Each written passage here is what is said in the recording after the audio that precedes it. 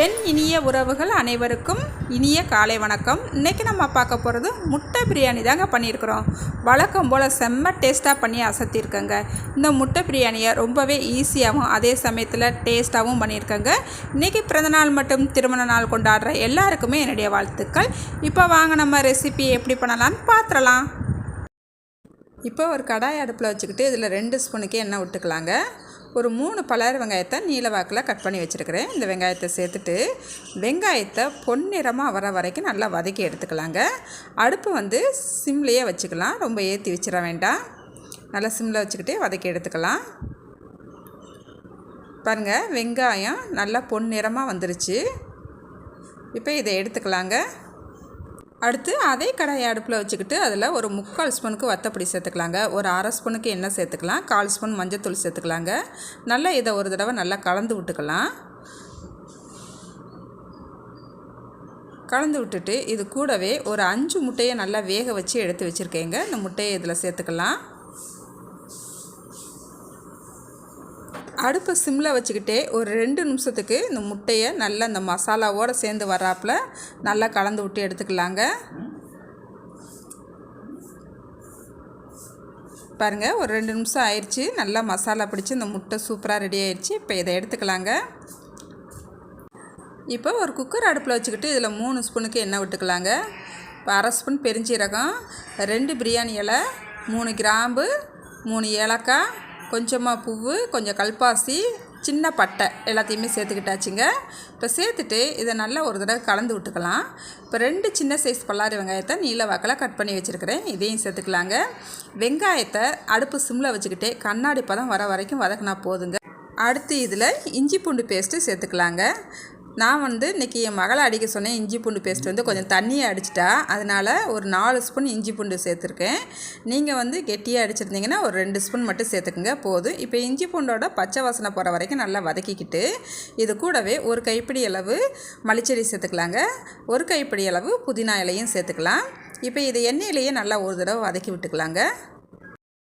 நல்லா வதக்கி விட்டுக்கிட்டாச்சு. இப்போ நம்ம மசாலா சேர்த்துக்கலாங்க. ஒரு 2 ஸ்பூனுக்கு மல்லிப்பொடி எடுத்துருக்கிறேன், 1/2 spoon சீரகப்பொடி எடுத்துருக்கேங்க, 3/4 spoon garam masala, 1/4 spoon மஞ்சத்தூள், ஒரு 1/2 ஸ்பூனுக்கு வத்தப்பொடி எடுத்துருக்கேங்க. இப்போ இது எல்லாத்தையும் சேர்த்துக்கலாம்.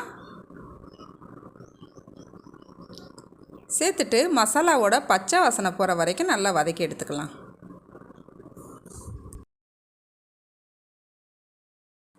பாருங்கள், நல்லா வதக்கிக்கிட்டாச்சு. எண்ணெயும் நல்லா பிரிஞ்சு வந்துருச்சு.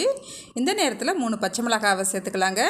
3 சின்ன சைஸ் தக்காளியை நல்லா நீல வாக்கில் கட் பண்ணி வச்சுருக்கிறேன். இந்த தக்காளியை சேர்த்துட்டு நல்லா ஒரு தடவை கலந்து விட்டுட்டு இதுக்கு தேவையான அளவு உப்பு சேர்த்துக்கலாம். தக்காளி வதங்கிறதுக்கு மட்டும் நான் இப்போ உப்பு சேர்க்குறேன்.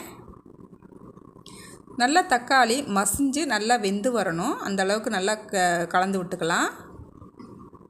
பாருங்கள், தக்காளி நல்லா மசிஞ்சு எண்ணெய் நல்லா பிரிஞ்சு வந்துருச்சு. இப்போ ஒரு 200 கிராம் தயிர் எடுத்து வச்சுருக்கீங்க. இந்த தயிரை சேர்த்துக்கலாம். தயிருமே இந்த மசாலாவோட எங்கே இருக்கிறதுனே தெரியாமல் நல்லா கலந்து வரணும், அந்தளவுக்கு நல்லா கலந்து விட்டுக்கலாம். அடுப்பை மிதமான தீயில வச்சு நல்லா கலந்து விட்டுக்கலாங்க. பாருங்கள், நல்ல தயிருமே நல்லா கலந்து விட்டா பிறகு நல்லா எண்ணெய் பிரிஞ்சு வந்துருச்சு. இந்த நேரத்தில் நான் 1/2 கிலோ அரிசியை நல்லா ஒரு 20 நிமிஷம் ஊற வச்சு இப்போ நான் கழுவி எடுத்துருக்கிறேன். இந்த அரிசியை சேர்த்துக்கலாங்க. நான் இன்றைக்கி நார்மலாக வீட்டில் காய்ச்சிற அரிசி தாங்க சேர்த்துருக்குறேன். நல்லா அரிசியை கலந்து விட்டுக்கலாம். ஒரு 2 நிமிஷத்துக்கு நல்லா இந்த மசாலாவோடு சேர்த்து கலந்து விடணும். அப்போ தான் நம்மளுக்கு பிரியாணி அடியில் கொஞ்சம் கூட பிடிச்சி வராமல் நல்லா பொழு பொழுன்னு உதிரி உதிரியாக வருங்க. இப்போ நம்ம தண்ணி சேர்த்துக்கலாங்க. எனக்கு 3 கிளாஸ் அரிசி எடுத்துருக்கிறேன் கிளாஸ் அளவுக்கு, அதுக்கு 6 கிளாஸ் தண்ணி சேர்த்துக்கிறேங்க. நீங்கள் பாஸ்மதி அரிசி இல்லை சீரக சம்பா அரிசி எடுத்திங்கன்னா 1 கிளாஸ் அரிசிக்கு 1.5 கிளாஸ் தண்ணி சேர்த்துக்குங்க. இப்போ தேவையான அளவு உப்பு சேர்த்துக்கலாங்க. உப்பு சேர்த்துட்டு நல்லா ஒரு தடவை கலந்து விட்டுக்கலாம். எப்பயுமே பிரியாணிக்கு சொல்கிறது போல் தாங்க, ஒரு கல் உப்பு கூட இருக்கணும். இப்போ பாருங்கள், புதினாவும் மல்லிச்செடியும் கொஞ்சமாக மேலே தூவி விட்டுக்கலாங்க. இப்போ நம்ம ரெடி பண்ணி வச்சுருக்கிற மசாலா முட்டையை சேர்த்துக்கலாங்க. சேர்த்துட்டு மூடி வச்சு ஒரு 2 விசில் விட்டுக்கிறேங்க. பாசுமதி அரிசி இல்லை சீரக சம்பா அரிசினா ஒரு 10 நிமிஷம் அடுப்பை சிம்மில் வச்சுட்டு விசில் வந்தாலும் வராட்டாலும் ஆஃப் பண்ணிடுங்க, போதும். இப்போ பாருங்கள், நம்மளுக்கு முட்டை பிரியாணி சூப்பராக மணக்க செம்மையாக ரெடி ஆயிடுச்சுங்க. வாசமே சும்மா கமகமன்னு வருதுங்க. பாருங்கள், கீழே கொஞ்சம் கூட ஒட்டாமல் செம்மையாக பொழு பொழுன்னு வந்திருக்குங்க. இப்போ நான் முட்டையெல்லாம் தனியாக எடுத்து வச்சுக்கிறேங்க. நம்ம கலந்து விடும் போது முட்டை உடஞ்சி வந்துடும், அதனால் தனியாக எடுத்து வச்சுக்கிறேன். இப்போ நம்ம வெங்காயத்தை ஃப்ரை பண்ணி வச்சுருந்தோம் இல்லையா, அந்த வெங்காயத்தை இப்போ மேலாப்பில் சேர்த்துக்கலாங்க. சேர்த்துட்டு நல்லா கலந்து விட்டுக்கலாம்.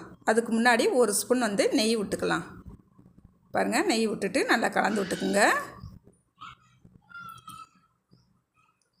இது போல் முட்டை பிரியாணி செஞ்சு பாருங்கங்க, சும்மா டேஸ்ட்டு அள்ளுங்க. நான் நிஜமாகவே சொல்கிறேன், டேஸ்ட்டு சூப்பராக இருக்குங்க. மிஸ் பண்ணாமல் நீங்கள் இது போல் செஞ்சு பார்த்துட்டு எப்படி வந்துச்சுன்னு கமெண்ட்டில் சொல்லுங்கள். இந்த வீடியோ உங்களுக்கு பிடிச்சிருந்தா லைக் பண்ணுங்கள், ஷேர் பண்ணுங்கள். புதுசாக பார்க்குறவங்களா இருந்தால் என்னோடய சேனலை சப்ஸ்கிரைப் பண்ண மட்டும் மறந்துடாதீங்க. பாய். அடுத்த ஒரு ரெசிபியில் பார்க்கலாங்க.